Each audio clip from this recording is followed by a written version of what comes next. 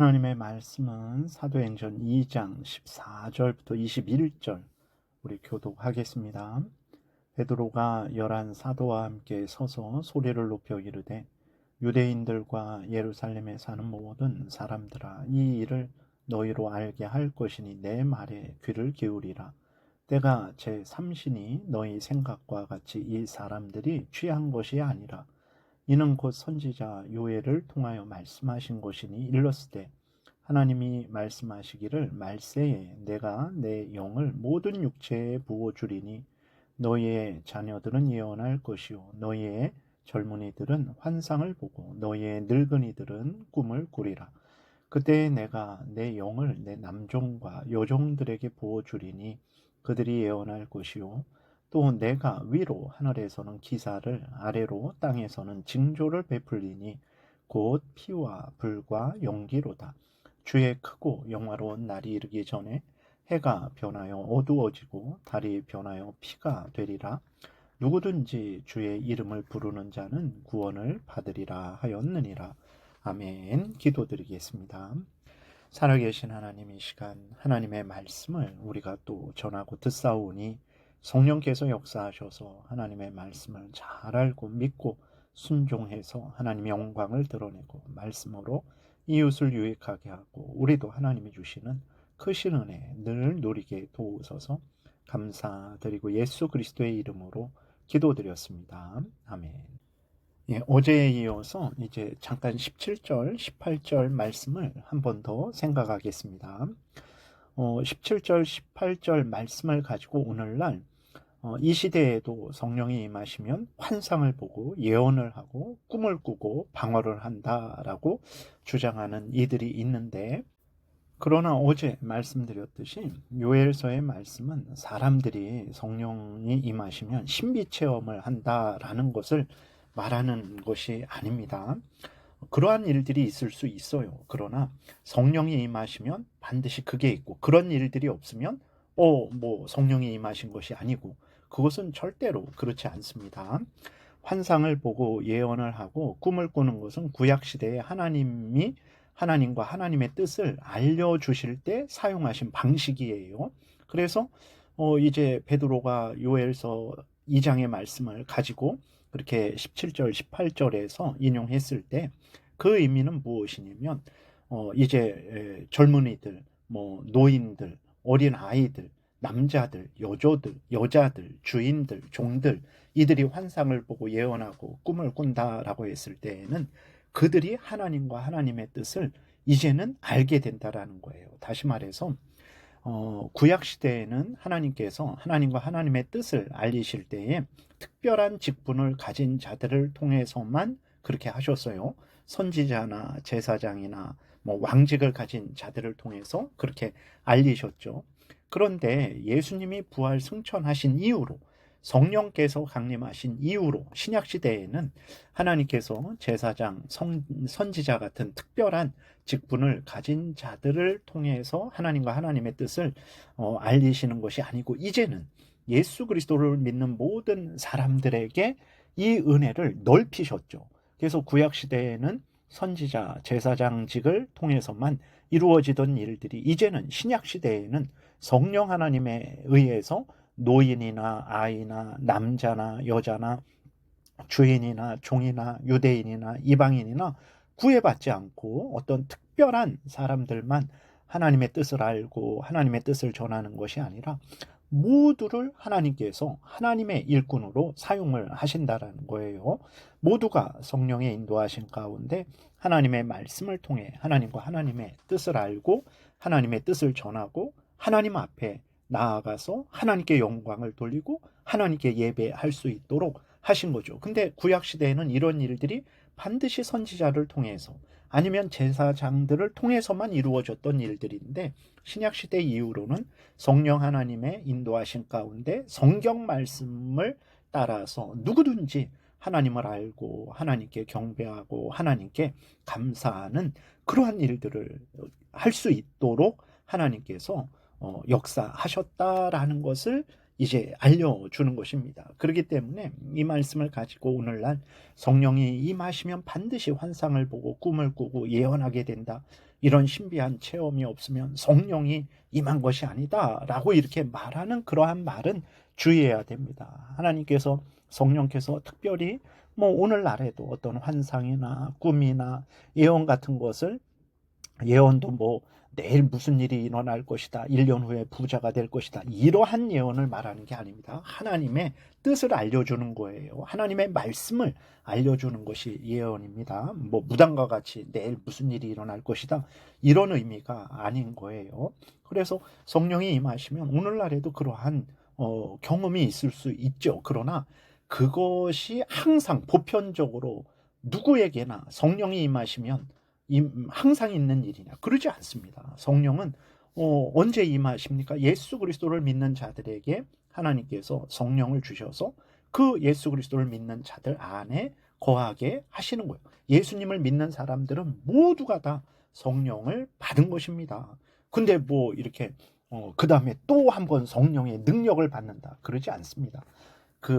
우리 안에 내주하시는 성령께서 하나님의 말씀으로 우리를 온전히 주장하시는 것에 대해서 우리가 순종하고 순종하지 않는 그러한 차원의 문제이지, 뭐 이제 성령을 받았는데 아직 성령의 능력은 받지 못했다, 그런 일은 없다라는 것을 우리가 생각을 해야 되는 것입니다. 그래서 다시 한번 정리하면 이 말씀은 구약시대에 제사장, 선지자에게 제한됐던 일들이 이제는 예수 그리스도를 믿는 누구에게나 보편적으로 일어나게 된 거죠. 그래서 예수 그리스도를 믿는 사람들은 영적으로 제사장이에요. 영적으로 선지자입니다. 영적으로 왕인 것이죠. 이 말씀은 이제 구약시대와 달리 구약시대에는 특별한 사람들을 중심으로서 하나님이 일하셨는데 이제는 모두에게 그러한 특별한 은혜를 부어주셨다라는 것을 나타내는 것이지, 뭐 성령이 임하시면 환상을 보고 누구나 꿈을 꾸고 예언하고, 환상을 보지 못하고 꿈을 꾸지 못하고 예언하지 못하면 성령이 임한 게 아니고 성령의 능력이 없는 거고, 이렇게 말하는 것은 잘못된 말입니다. 그런 말을 들을 때에는 주의해야 돼요. 그리고 또 이 반대로 이 말씀을 가지고 또 교회의 직분은 없어도 된다, 이렇게 또 극단으로 나아가서는 안 되는 거죠. 하나님께서 신약 교회를 세우시고 그 신약 교회에 직분을 주셨어요. 에베소서 4장 11절에 보게 되면 그가 어떤 사람은 사도로, 어떤 사람은 선지자로, 어떤 사람은 복음 전하는 자로, 어떤 사람은 목사와 교사로 삼으셨으니, 이렇게 말씀을 하셨어요. 사도는 우리가 잘 아는 대로 12사도를 말하죠. 그리고 선지자는 하나님께서 신약교회의 형성을 위해서 일시적으로 세우신 그 선지자들을 말을 하는 것이고, 그 다음에 복음 전하는 자가 있죠. 복음 전하는 자는 오늘날에 이렇게 전도하는 사람, 그러한 복음 전하는 사람이 아니고 마치 디모데, 그 다음에 빌립, 뭐 디도 같은 특별한 그러한 신약교회의 형성 시기에 있었던 특별한 직분들이죠.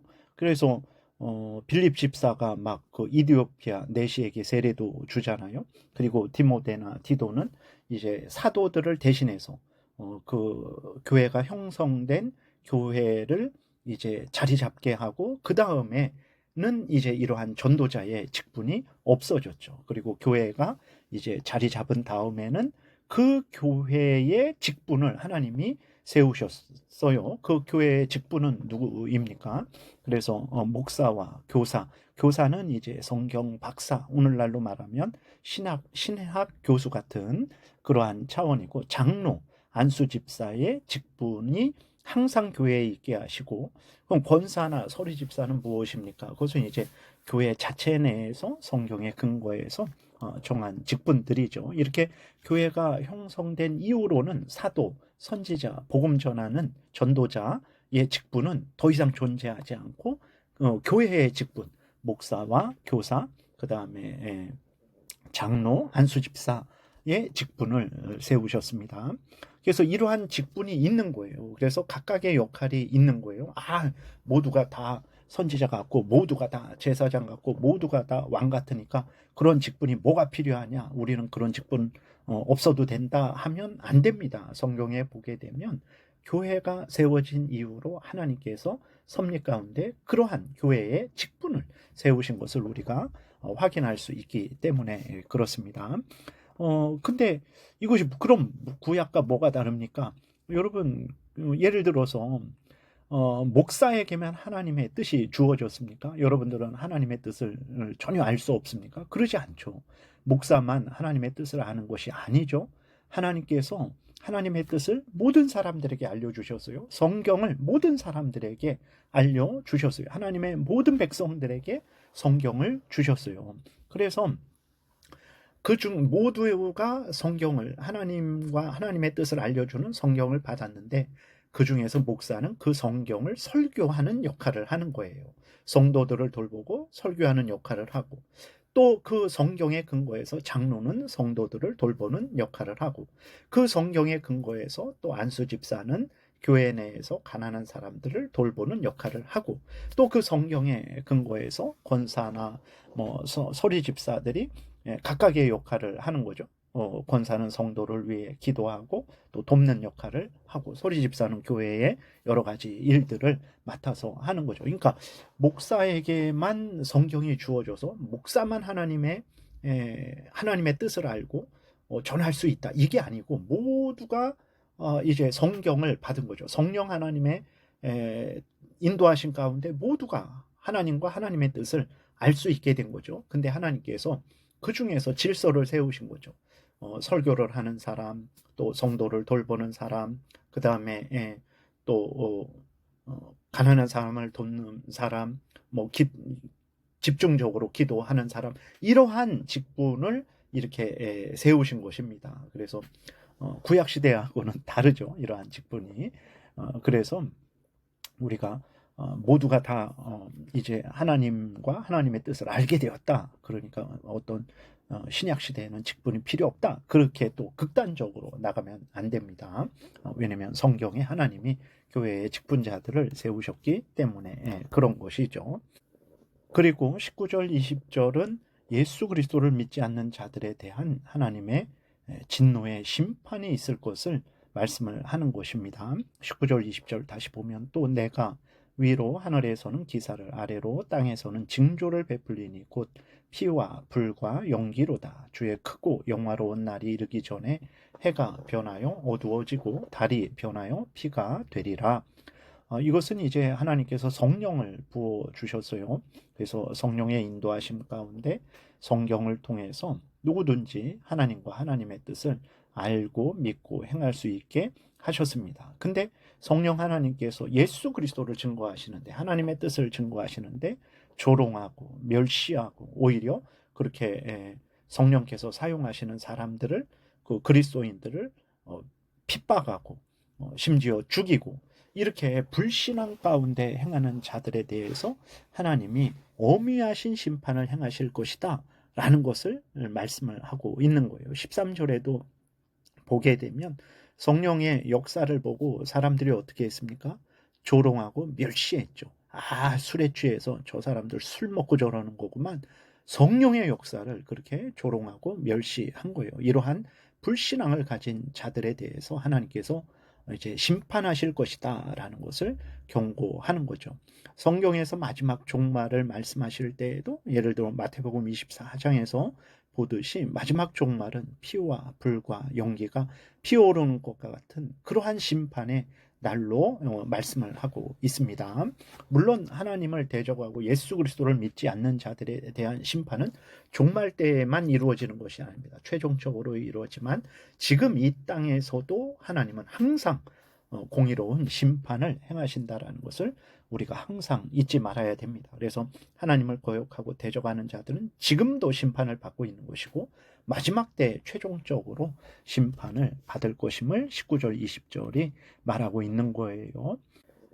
그런데 예수 그리스도를 믿는 사람들은 하나님의 심판을 두려워하지 않아도 됩니다. 21절에 누구든지 주의 이름을 부르는 자는 구원을 받으리라 하였느니라. 예수 그리스도를 믿지 않는 자들, 자기들의 죄를 회개하지 않고 돌이켜서 하나님을 경외하지 않고 여전히 사탄의 종로로 타고 자기의 탐욕을 따라 범죄하며 살아가는 자들은 이 땅에서도 심판을 받을 것이고 마지막 때 영원한 지옥 형벌을 받게 되겠죠. 그러나 예수 그리스도를 믿고 돌이켜서 하나님을 경외하고 하나님의 말씀을 따라 살아가는 자들은 심판을 받지 않고 구원을 받겠죠.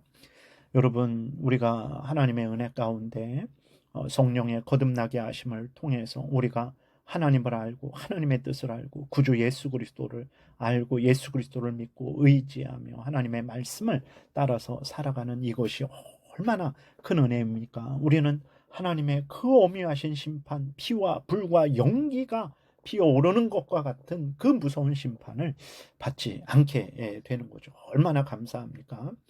예수 그리스도 안에서 우리를 구원해 주신 하나님께 감사와 영광과 찬송을 돌려야 되죠.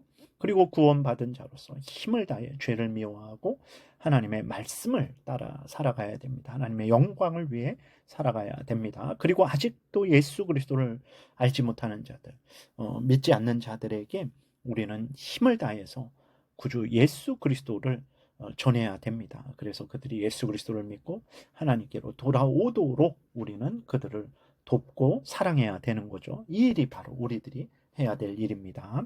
기도드리겠습니다.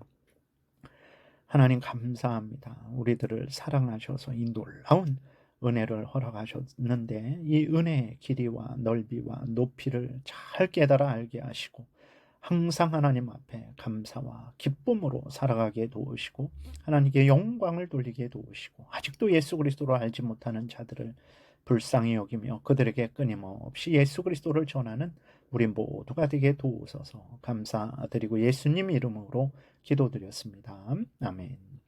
하늘에 계신 우리 아버지요, 이름이 거룩히 여김을 받으시오며 나라에 임하옵시며 뜻이 하늘에서 이루어진 것 같이 땅에서도 이루어지이다.